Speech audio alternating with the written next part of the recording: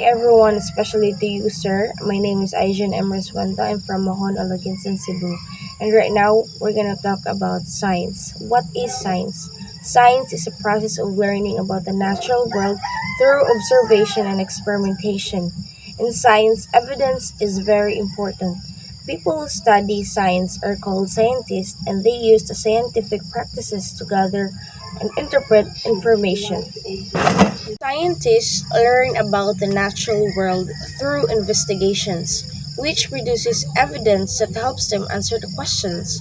Investigations may involve experiments or observation about the natural world. And scientists use scientific practices to do science, and this includes number one, asking questions and defining problems. So probably we all know nga ang mga scientists ganahan jud kayo sila ganing murag mangita og kanma to define the problems bitaw nga mapangitaan og answer. That's why on our senior high nga days in grade 11 and grade 12 we are taught on how to do research, and that's the first thing to do nga na ay mga questions og mo-define sa mga problems. Number 2, developing and using models.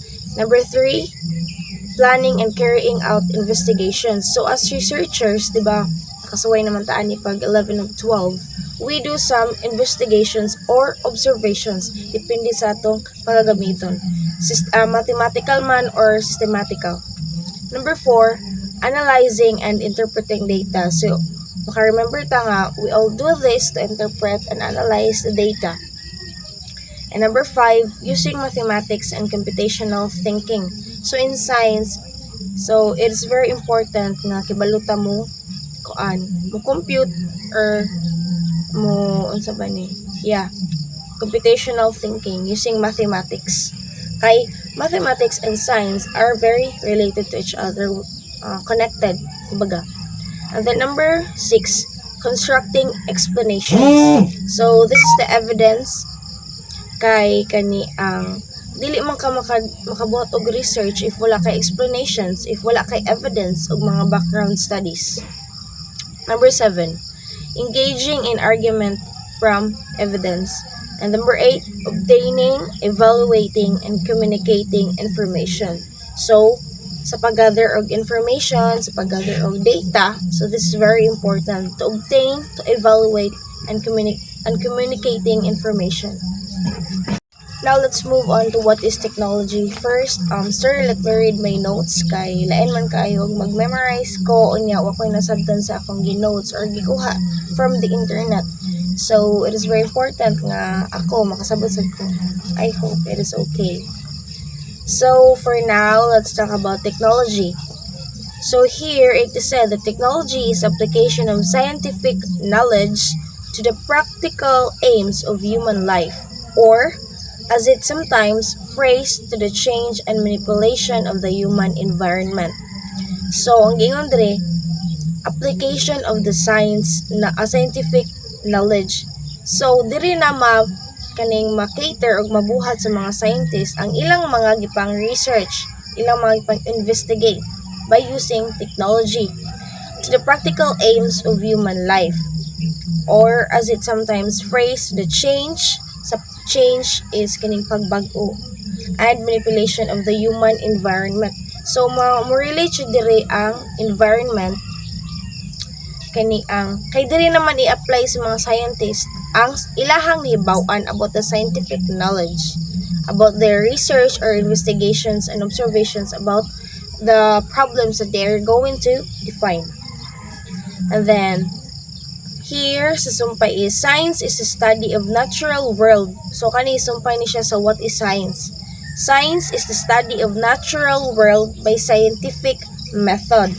So magkuyog jud ang natural world and the scientific method. Collecting data through a systematic process. So ang pag-collect og data is dili din ana kasayon kay magamit man og systematic process. And technology is where we apply science to create devices that can solve problems and perform different tasks.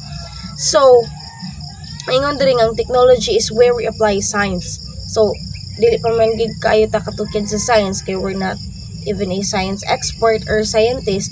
But sa akong nasabtan lang is, diri na daw ma-apply ang science to create devices. So, what are those devices kaha? Okay, we will kanang tackle about it unya. That can solve problems and perform tasks. So, grabe kaysa scientists are very, very intelligent. That when they use technology to apply the science, makabuhat sila mga devices nga mo nang mga devices nga atong mailhan karon. Like there are so many devices that we see pero wala na nato nabantayan. Kay igo naman ta mamalit and they don't know what are the uses about ana mga devices. Ang napag-ingon diri and perform different tasks. And then technology is literally the application of science. So ang technology di ay mo ni siyang application of science, dira na maaplikar kung unsa jud ang science. So, it is really impossible to separate the two. Mao jud, tinuod jud, dili jud ta makaingon nga technology ra gyud na siya. Science ra gyud wa na siya kuyog technology. So, kaning duha, science ug ang technology cannot be separate. Kagingon diri, it is impossible to separate the two. And then, let's move on to society. What is society? Society is the social sciences generally use the term society to mean a group of people who form a semi-closed social system in which most interactions are with other individuals belonging to the group. So, social sciences, ang mga katong nag-study about ani, kuanan tog term nga to mean a group of people. So that's us, mga tao nga nasa society who form a semi-closed social system like kaila na nato. And then diba dili man ta mopuyo sa usa ka lugar if wala ta kailas tong mga silingan. That's why we live in a society kay para mahimamat pud nato ang uban. A group of people biya with a semi-closed social system in which most interactions are with individuals belonging to a group. So sa gingon pa nga nagpuyo sa society nga naay kaila, naay mga close interactions with individuals or other people.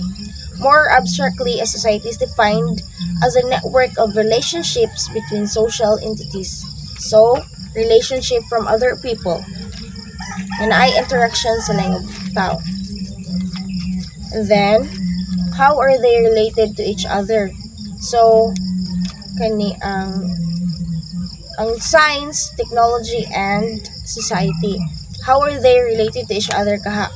So, as I quote sa internet, it is said that technology alters how we can behave. Society drives technological innovations and scientific inquiry.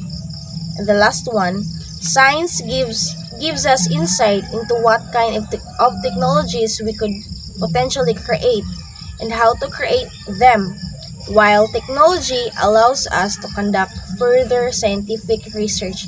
So these three cannot be separate.